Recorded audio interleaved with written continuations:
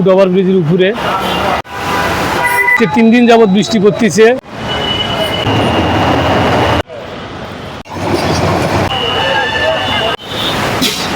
আসসালামু আলাইকুম প্রিয় দর্শক, এখন আমি দাঁড়িয়ে আছি মহাখালী ফুট ওভারব্রিজের উপরে।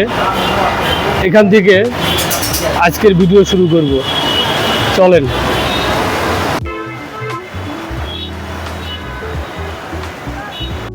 প্রিয় দর্শক, আজ রাজধানী ঢাকার অত্যন্ত গুরুত্বপূর্ণ এলাকা মহাখালীর আশেপাশের বাস্তব চিত্র তুলে ধরার চেষ্টা করলাম। তাই আপনাদের কাছে অনুরোধ, ভিডিওটি না টেনে শুরু থেকে শেষ পর্যন্ত দেখবেন।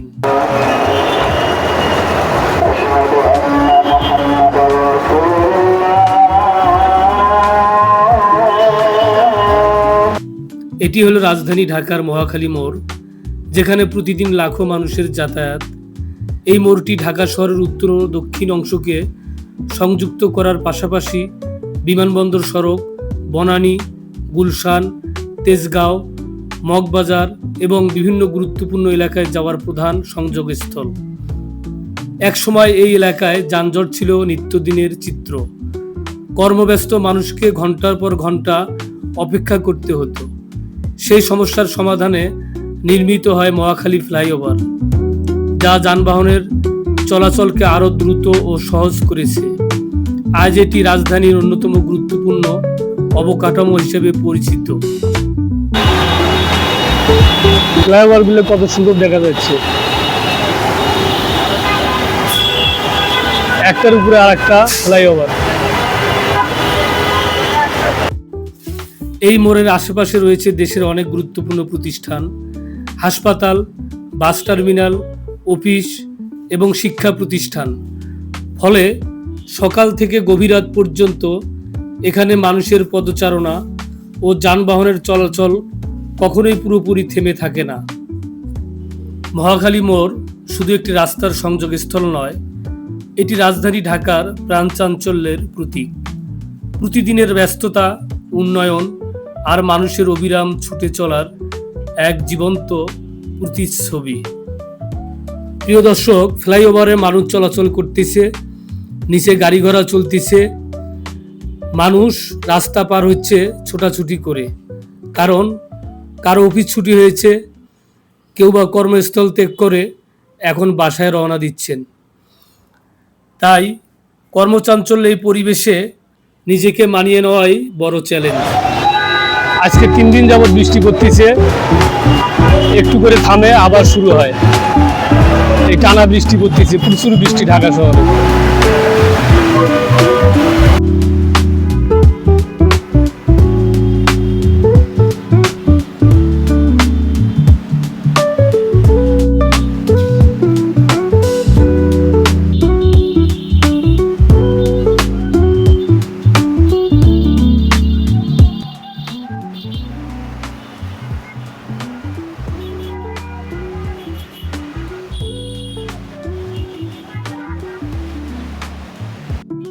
মানুষ প্রতিদিন কর্মশেষে জীবনের ঝুঁকি নিয়ে রাস্তা পারাপার হচ্ছেন, কারণ একদিক দিয়ে ট্রেন আসে, কিছুক্ষণ পর আবার আরেক দিক দিয়ে ট্রেন আসে।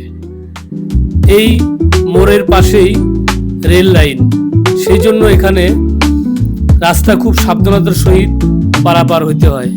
এটাই রাজধানীর বাস্তবতা।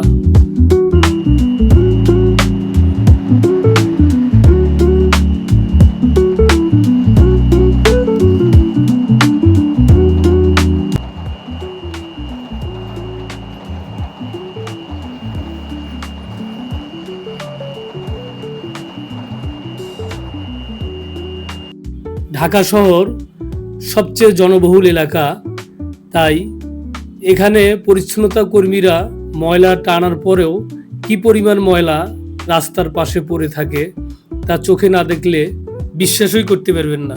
আমি এখন রেল লাইন ধরে হাঁটতেছি।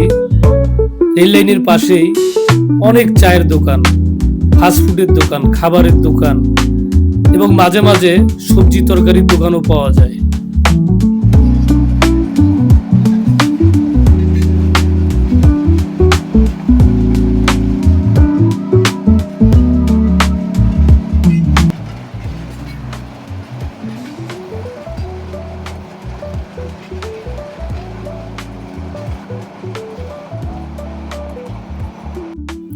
গ্রামের মতো বড় মাঠ না থাকলে কি হবে, এখানকার বাচ্চারা যেখানে একটু জায়গা ফাঁকা পাচ্ছে সেখানেই খেলার স্বাদ মিটিয়ে নিচ্ছেন।